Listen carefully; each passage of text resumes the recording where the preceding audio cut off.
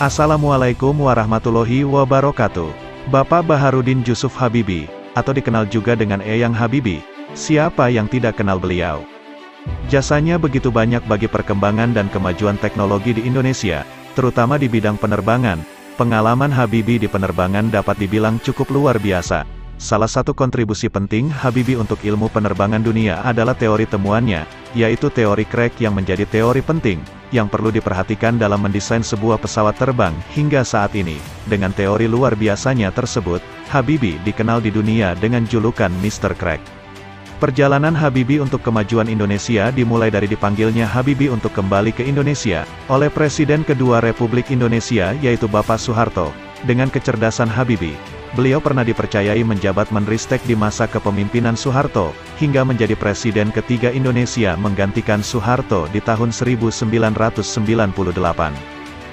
Ada banyak pesawat karya Habibie hingga saat ini, baik yang diproduksi di Indonesia maupun di luar negeri. Yang pertama adalah pesawat Dornier DO-31, ini merupakan proyek pesawat pertama Habibie di industri penerbangan.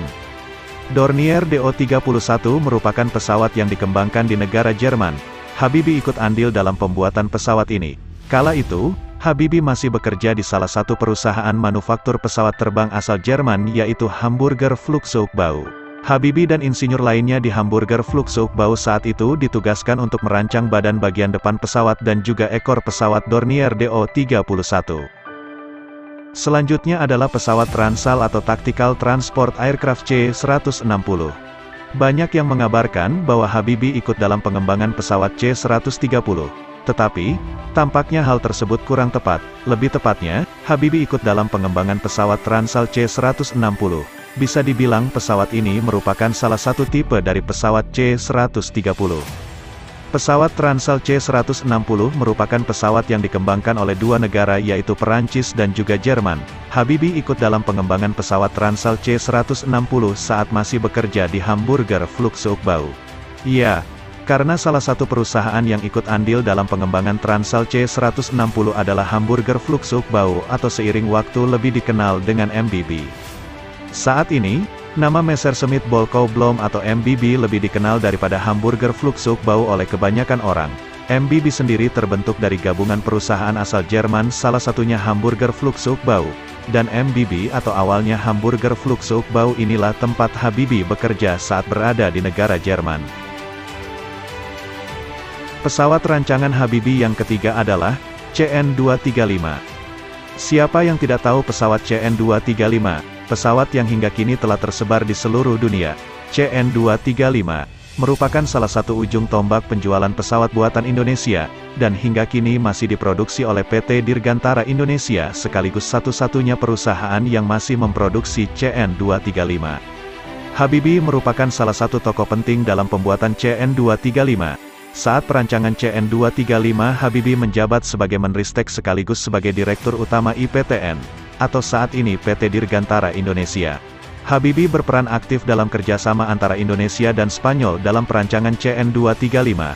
Bukan hanya itu, Habibie juga salah satu tokoh penting yang berhasil memasarkan CN-235 hingga akhirnya pesawat ini sukses pemasarannya di kelasnya. Yang keempat adalah pesawat N-250.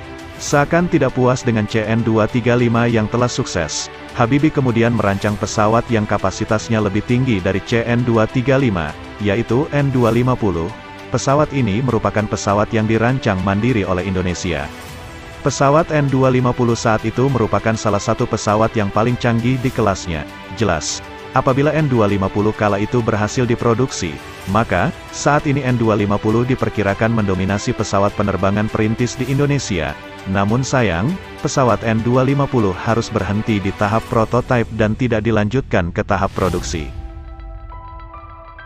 Pesawat rancangan Habibie yang terakhir adalah R-80. Seakan ingin menghidupkan kembali N-250 yang kandas, Habibie kemudian memunculkan pesawat R-80. Pesawat R-80 dirancang dengan kapasitas 80 hingga 100 penumpang nantinya. Walaupun saat ini Eyang Habibie telah tiada, namun, proyek pesawat R-80 ini tetap dilanjutkan oleh putra beliau yaitu Bapak Ilham Akbar Habibie. Sebenarnya masih ada banyak lagi pesawat dan teknologi lainnya yang berhasil dikembangkan oleh Habibie. Namun, dikatakan ada beberapa ide-ide cemerlang Habibie yang tidak bisa dipublikasikan ke dunia dan masyarakat Indonesia karena beberapa alasan, salah satu penyebabnya adalah, teknologi tersebut bersifat intelijen.